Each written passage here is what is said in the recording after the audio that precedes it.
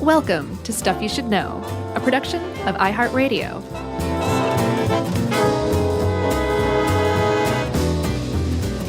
Hey, and welcome to the podcast. I'm Josh Clark. There's Charles W. Chuck Bryant. Jerry's over there. Chuck's wearing a hat. So it's Stuff You Should Know. Yeah. Still pretty sad. Yeah. Are you really? Sure. Oh, R.I.P. You know what? I'm getting the, Josh is referencing my Last Chance Garage hat that I've talked way too much about. I'm getting the patch remade as we speak. Whoa. I actually found one on eBay that had been sold 3 months ago. And it's all a big conspiracy. Is that right? No, not okay. really. But I found a picture of the patch that I sent to a patch maker who can digitally reproduce this thing. Nice, man.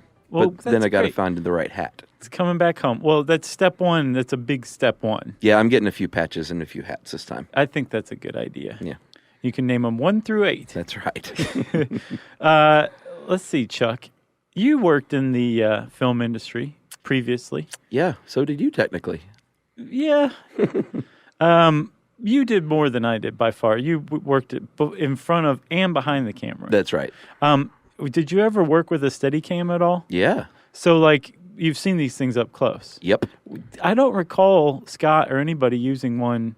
We did not have one on our show. Okay. They're expensive. Okay. But, there was some pretty good equipment on set, it seemed like to me. Sure.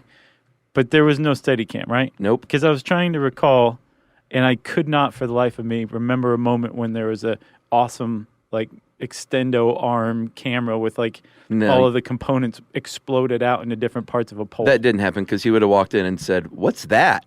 Right. And everyone would have laughed, and you would have been like, "Why does everyone make fun of me just I would have because been I don't know all this stuff?" I'll be in my dressing room. No, we never used one on our TV show for Science Channel because, like I said, it's pricey to rent. And this is a bit of a giveaway, but a person, Steadicam operator, comes with the package. Right. With all the equipment. It's a lot of times their own. And it's pricey. Yeah. To pay for that lady or that dude. Right. But the reason it is pricey is because it has a really good effect. Yeah. And the person who's doing it really knows what they're doing. Yeah. I don't know, but just from researching this, it seemed like they were probably the most skilled tradesperson on the set at any given time when they were on the set. Is that right? Well, I think it's just a matter of what skill. It's just a different skill. Are they like the highest echelon of camera operators? No, it's just different. Okay. Like a top-notch. They're niche. Yeah. Okay, I got it then. But you don't just wade into Steadicam and start getting work the next day. It does take a lot of work to master. But a good dolly grip is just as skilled at just pushing that thing around. But that takes a very... non-herky-jerky. Well, it's not going to be herky-jerky anyway, but just to hit the marks right. And oh, I see. Yeah, all that stuff takes a great amount of skill. Well, let's talk about this because Steadicam, when I came of age, was already invented. It was basically became commercially available the year I was born. So I don't really know a world prior to Steadicam. I've never seen a movie that came out before 1976. Funny. And I'm just used to it, right? Yeah. But it's interesting to look back and see that there actually is a point in time where this one dude who was actually kind of an outsider of the movie business basically changed it permanently forever. For sure. Yeah. His name was Garrett Brown. Is Garrett Brown. Yeah, he's still around, right? Yeah. And he was working he was working in TV commercials on Sesame Street in Philadelphia. Yeah.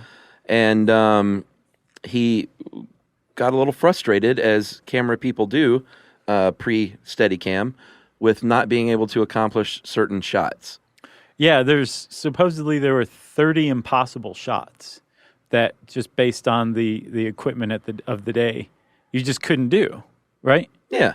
And a lot of it had to do with rough terrain. Sure. Staircases were a big one. Yeah. And the reason these shots were impossible, it's not like you couldn't lug a camera around up and down the stairs, but the movement that the camera recorded would be so jarring that it would render the film that it would be unusable. Yeah, and this was in a day before... there were shaky cam shots, and Cassavetes and all these early indie filmmakers did a lot of avant-garde handheld stuff, but it was known as avant-garde. Right. Because it looked different, and people were used to kind of smoother looking things, in mainstream movies at the time. Yeah, it had like a real frenetic energy to it. Yeah, which you see all the time now. It's like a bona fide thing. But and it wasn't just like picking up the movements of the camera. It was like telegraphing them as far as the human brain's concerned. Because we take it for granted, but we have in our own brains a pretty complex system that involves the inner ear coordinating with the movement of the retina so that it offsets the movement and the motion and the jarring impact of like just walking. Yeah. Like if we didn't have that, we wouldn't be able to focus on anything while we were moving around. Yeah, people wouldn't jog. They would get sick and vomit every time they jogged. Exactly right. And you certainly wouldn't be able to like read Us magazine while you were jogging or something like that. No. The fact that you can, it really is it really shows how incredibly complex and well developed this system is, right? Yes. That's what the Steadicam that Garrett Brown created sought to recreate, and he did it. He nailed it like on the first time out, basically. Yeah, because we mentioned a dolly. That is, people that know film know this stuff is like pretty rudimentary information, but a lot of people don't know what a dolly is, and they see the word dolly grip in a movie. They just think it sounds funny. But the dolly is how you typically would get a smooth shot. It's just a big, super, super heavy sled with wheels that the camera sits on and the camera operator sits on, and it's either on a very smooth floor or it's on a piece of track like a little railroad car, and it pushes along, and that's how you get those nice smooth shots. Right. So that's a dolly. The problem with the dolly is you can't really lay that track over a rocky terrain if you're filming on Mars or something like that. No, and like you said, you can't push it up and down stairs. It just had its limitations. Right, it did. So Garrett Brown said, I'm sick of these limitations. I'm so tired of being limited by dollies, stupid dollies. I'm going to invent something better. And so he tinkered around with his, what was called the Brown stabilizer at first. Yeah. Which he later renamed to the Steadicam. Yeah. And to show off, like at first he was just using them in commercials, and he was like, this is way bigger than just commercials. Yeah. I'm going to make a sizzle reel. And he made a sizzle reel of the 30 impossible shots that you just couldn't do before. And he did it with the Steadicam, but he didn't show how it was done. Yeah. And you can, he was able to save 10 of those shots and digitize them. And a couple of years ago, he finally released online 10 of those. So you can actually go see this original reel. Yeah. It's pretty cool. See, his wife and his best friend, like, just doing stuff while he's doing stuff. Like, you know, like one of them was swimming. You can't run alongside somebody swimming, apparently, was an impossible shot. I'm not quite sure why. Well, you just couldn't run alongside someone doing anything. Oh, okay. That's what it was? Yeah. Even with a dolly? Well, no, you could have laid dolly track down the length of a swimming pool, sure. Right. That's why I didn't understand that one was an impossible shot. But to show off, he goes around a slide just to kind of show. Maybe that was home. The impossibility of it. But then his buddy gets out of the pool and like walk and like he pivots around him, and I'm sure when he put this reel together and he sent it out, the directors are like, "This is magic sorcery." Well, it was mind blowing, and some people say it was the first viral video because it was shared around Hollywood literally in a matter of days. Everybody in Hollywood was saying, what in the world, like you said, what is this sorcery this Garrett Brown has bestowed upon us? Yeah, it was a bit of a mic drop as far as that reel goes. And Stanley Kubrick, being Stanley Kubrick, sent a message to Garrett Brown that said, if you are really concerned about protecting its design before you fully patent it, I suggest you delete the 2 occasions on the reel where the shadow on the ground gives the skilled counterintelligence photo interpreter a fairly clear representation of a man holding a pole with one hand with something or other at the bottom of the pole which appears to be slowly moving. All of that is Stanley Kubrickian for, hey, there's a shadow in one of your shots. Right. of the Steadicam op. Yeah, which was pretty cool of him to do. Sure. Because I'm sure there were plenty of people in Hollywood who would have been like, okay, I think I kind of get the idea of what this was. Because there was no suggestion whatsoever of what Garrett Brown had used to get these shots except in those shadows. So he went and immediately cut those I think 14 seconds out of his reel and then released the second edition. And it looked pretty good. I mean, it's rough compared to today's standard. Sure, but I mean, for the time, it was like unbelievable. Right. It changed everything. Oh yeah. And one of the shots that he got was his wife, Ellen. Uh-huh. He said, "Dear, why don't you put on your most 70s bell bottoms you can find? Yeah. And I'm going to run up behind you as you run up the steps to the Philadelphia Museum of Art. And maybe when you get to the top, you can raise your hands in triumph, and I will spin around you." And if that shot sounds familiar, it actually attracted a director named John, Avildsen? Yeah, John G. Avildsen. Who said, "I like this. I'm going to use it in this little film I'm directing called Rocky." Yeah. And I didn't get whether or not this was the case, but did they locate Rocky in Philadelphia because of those steps? No. Because he said, "How did you do that? And where are those steps?" I don't think so, man, because I wondered that too. Like, did he not have a scene written where Rocky just runs up those steps? Right. I mean, Stallone wrote it. Right. I think they added We'll just have to that. ask him. Okay. Hey, Sly. I was wondering if you could do it. That was pretty good. I answered in that little moment. Someone will have to interpret that. Great movie, though, man. I rewatched that. Rocky? Yeah, like this year. Yeah. From beginning to end. Just phenomenal movie. Yeah. I'm trying to get Emily to watch it. Has she never seen the original? No.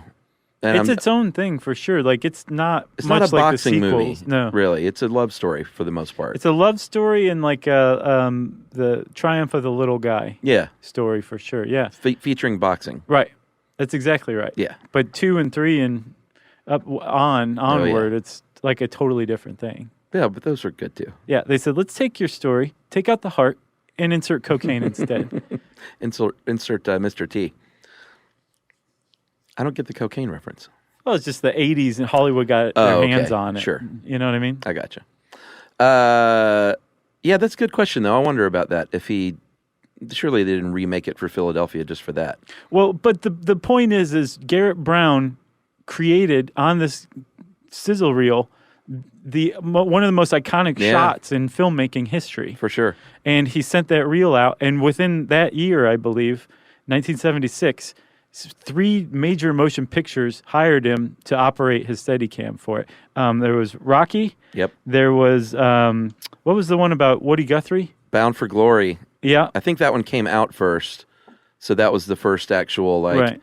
And that one, the Steadicam op was Garrett Brown, I think, for all these, because he was the only guy that knew he got a lot of work early on. Yeah, and I think as the operator. I think the patent was still pending until 1977, so I'm sure like, he "Don't didn't let touch that this." thing out of his sight. Everybody, close your eyes while I shoot this. But on Bound for Glory, he was on a crane even that lowered down, stepped off the crane. Mm-hmm. So people had seen crane shots, but then for the crane to go down, down, down, and then all of a sudden start following this guy, everyone was like, "What in the world?" Right, there would have been a cut. Yeah. After the crane stopped, and then before, they would have cut, and he would have gotten in position and then started up again. This is one smooth shot. One smooth shot. Yeah, and then the other one was Marathon Man. Yeah, so another just great movie. Right out of the blue, this guy who is a commercial director and made short films for Sesame Street changed filmmaking like single-handedly. Yeah, and won an Academy Award in 1978 for technical achievement.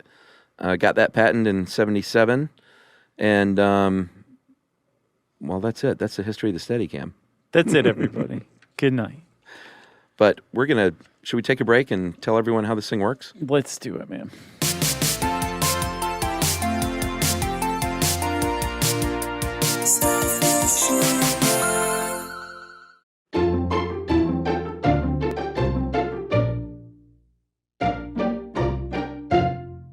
All right, Chuck. So the Steadicam, do you remember when we did our episode on breathalyzers? Oh, boy, that was a long time ago. And we found out that the breathalyzer is one of the most complicated machines on the planet. I kind of hated that one. Like there were crystals involved somehow. Mm-hmm. I hated that one too. Dark crystals. There were. This is a bit like that. Like if you really dive into Steadicams like this article on How Stuff Works does, it's labyrinthine. Talk about the dark crystal. Yeah. We're talking labyrinth instead. Yeah, but we're going to simplify it because you don't need to break this thing apart and look at every component like this article does.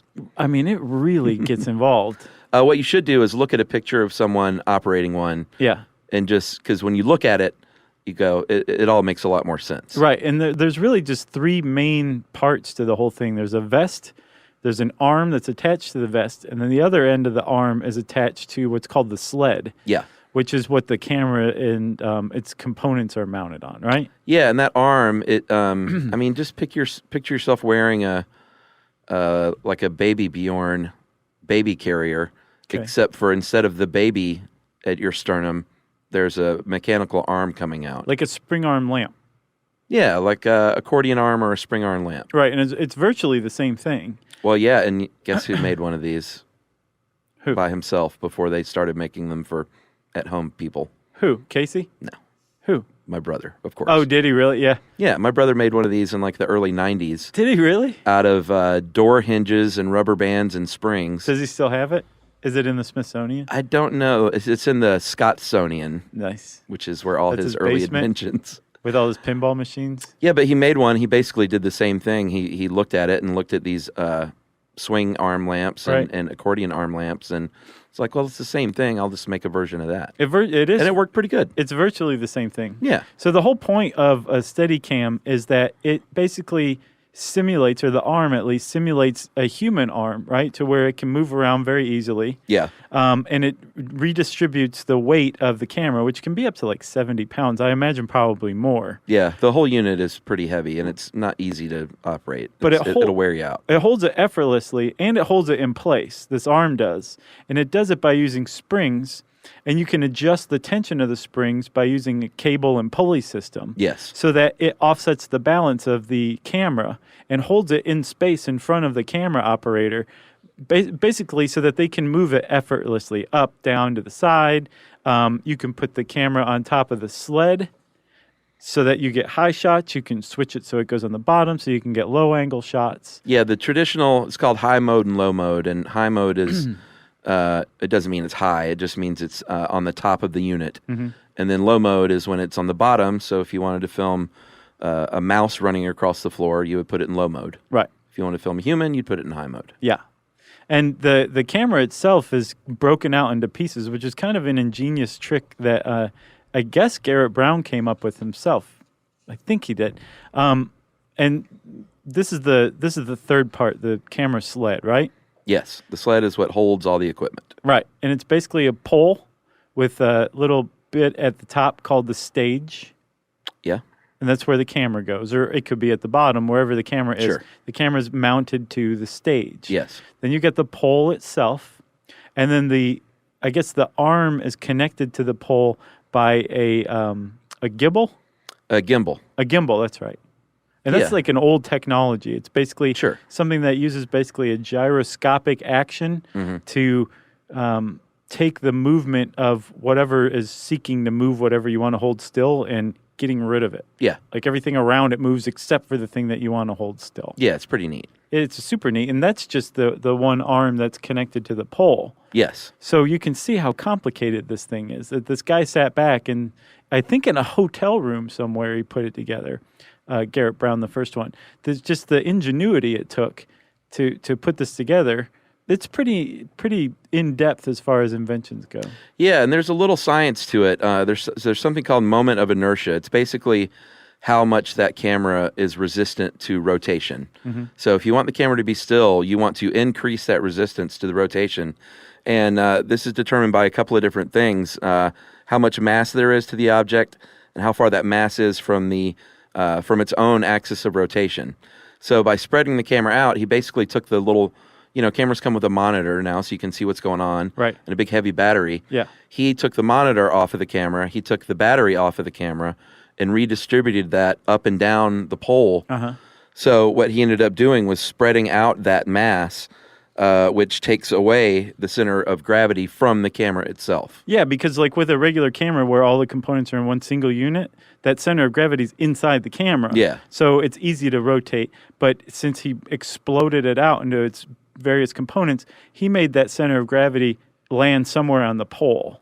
Right. And the gimbal attaches to the pole just above the center of gravity so that the camera operator holds the pole and manipulates the camera at the center of gravity, which makes it very easy to balance, keep balance. Yeah, and they do a good job in this article. If you just take a broomstick and you find that center of gravity with your finger, you can hold it with your finger and lift it up and down. Right, and it's balanced on your finger because you're hitting that center of balance. That's right. It's the same principle. Yeah. And in fact, if you took that same broomstick and cut it off, and you just had 3 feet of broomstick, and just took your SLR camera and screwed that broomstick into the bottom of your camera instead of a tripod, right, that would function. You could walk around with that, and it would be steadier than if you just had it in your hand.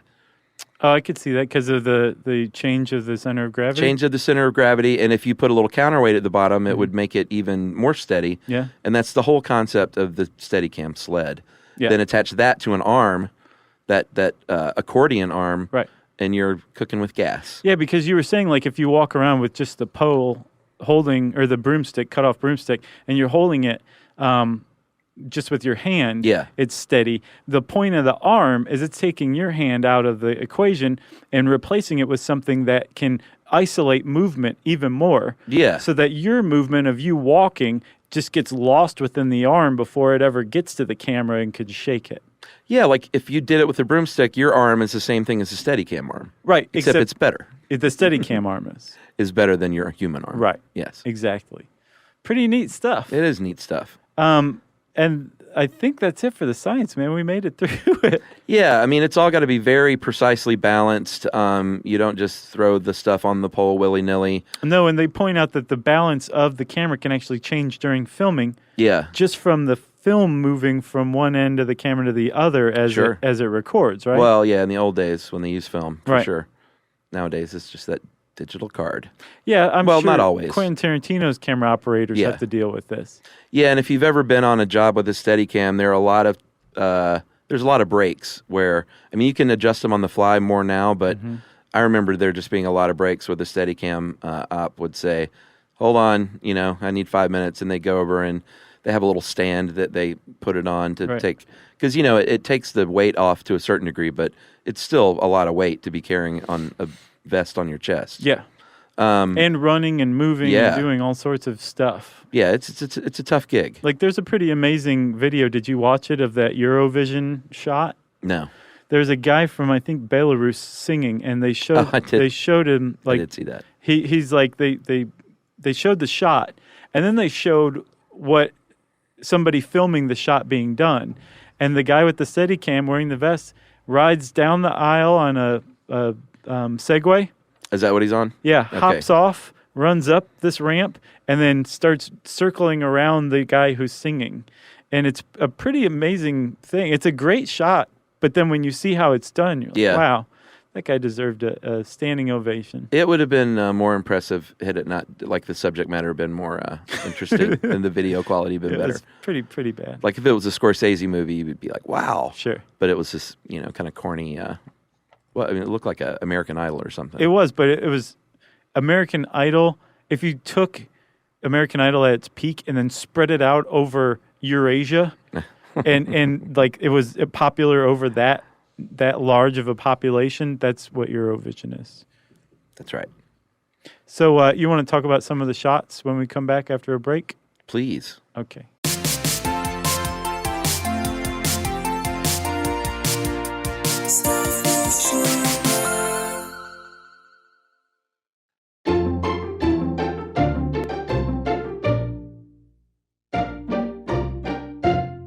All right, so Chuck, in addition to that Rocky shot and that Eurovision shot, there are some other very famous shots, classic shots of all time.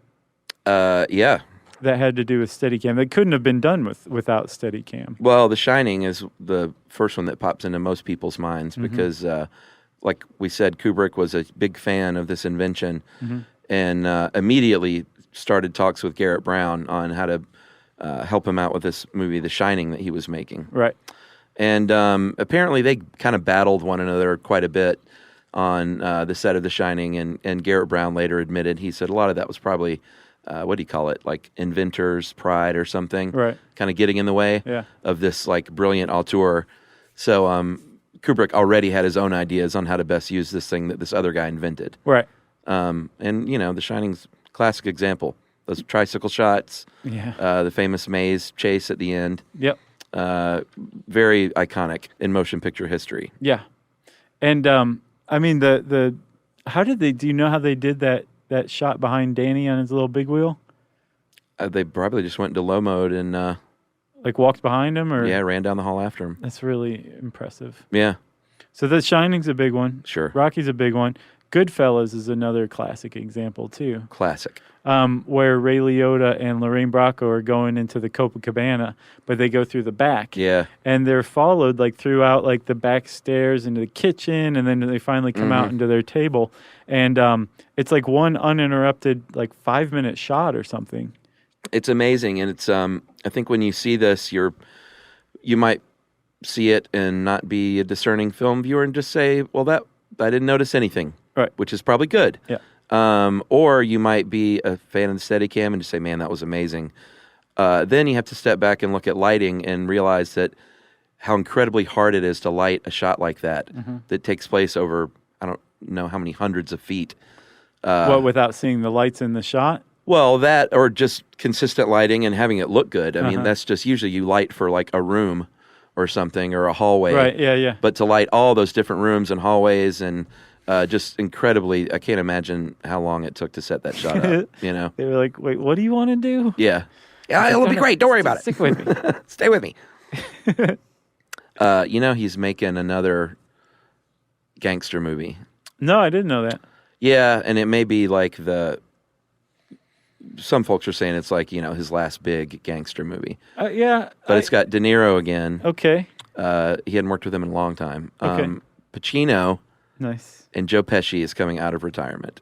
I didn't even know he was retired. I just thought he wasn't doing stuff anymore. No, man, he retired. I didn't know that. Yeah, so he's got the 3 heavyweights and supposedly Harvey Keitel, of course. You got to throw him in there. Sure. But I'm just like giddy thinking about this. Yeah, I'm glad he is because his last one was The Departed, right? No, he's made movies since then, like Wolf of Wall Street. No, his last gangster movie. Yeah, which I thought was great. I know you didn't love it. I just didn't.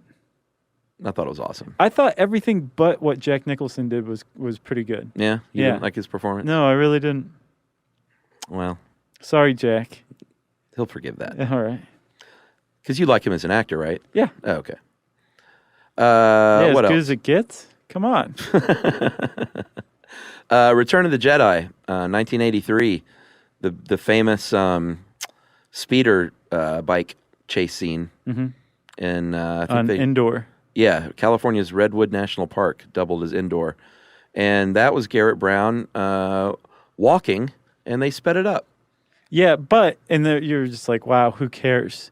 The reason why it's such an iconic Steadicam shot is because he walked very slowly. Yeah. And when you speed film up, the tiny movements involved are telegraphed. They just become much more exaggerated. Yeah. So without a Steadicam, when they sped the film up, again, it would have been just so blurry and just jarring, it would have been unusable. Yeah. The fact that you can see the trees and stuff, and even at that high speed, it's all Steadicam. Yeah, and people, I think it's just so easy to take it for granted now in movies when you see these shots. Yeah. But to pioneer these things and this equipment was remarkable. Yeah. And nowadays there are all manner of at-home Steadicam. You don't have to do like my brother and build one out of spare parts and door hinges. No. You can buy one for not too much. Yeah, you can spend $100. Yeah. On a decent enough little home Steadicam. This article says that the Steadicam Curve, which was made for GoPros, is like $100. Yeah, well, those are teeny tiny. And there's one for the iPhone called what's it called? The Smoothie. That one is like I think even less than $100, and it's just like a handheld camera stabilizer that works pretty well from what I can gather. Yeah, we should have had Casey, our video producer Casey. He's in France right now, though. Yeah. Living the high life. Right. Eating baguettes. We should have had Casey in here just giving thumbs up or thumbs down to each one of these brands that we mentioned. Yeah. And I would trust that as like the gospel truth. Right. But Casey's not here, so we're just going to say read online reviews. I also saw that there's like a lot of gimbal-based drone Steadicams. Yeah. That are just not that expensive. Well, drones, just amazing. They're changing the game again. Sure. Because then you can do a shot where you follow someone by the swimming pool and then fly up into outer space with them if you want. Yep. In one continuous motion. Yep. Like the Quisp monster. The what? The Quisp monster. You remember the alien from Quisp cereal? Do remember Quisp. Remember the weird alien? Sort of. I didn't eat Quisp. Wasn't that a Captain Crunch knockoff, or was it different? It was different because they were saucer-shaped rather than square waffle cut. Gotcha. Same thing, though, yeah. Same thing. It was good. It didn't cut the tongue like Captain Crunch did. Oh, yeah, the roof of the mouth. Mm-hmm. I'll suffer through that still.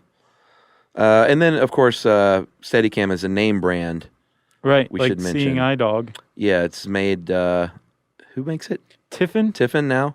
That's what. Yeah, I think Tiffin does. They have a pretty good site. Like if you are at all interested in this, like they've got a great site and they have all of their Steadicam models with a real like in-depth overview of them and pretty. I think it's got all their manuals and everything just right there for you to read. Yeah, there's other companies making them. There's one called GlideCam. Inverazoom. Yeah, but Steadicam's still probably the giant. It's like dollies. There's only 2 dolly makers. Or there may be more now, but it's like Chapman and Fisher. And each, every dolly grip has Those their are preference. the dolly makers? Yeah, Chapman dollies or Fisher dollies. It's kind of like They're kind of holding it down. Jameson or Bushmills. Yeah. Budweiser or Coors. Neither. And then Garrett Brown, as if the Steadicam wasn't enough as far as revolutionizing filming goes, he later on invented something called the Skycam.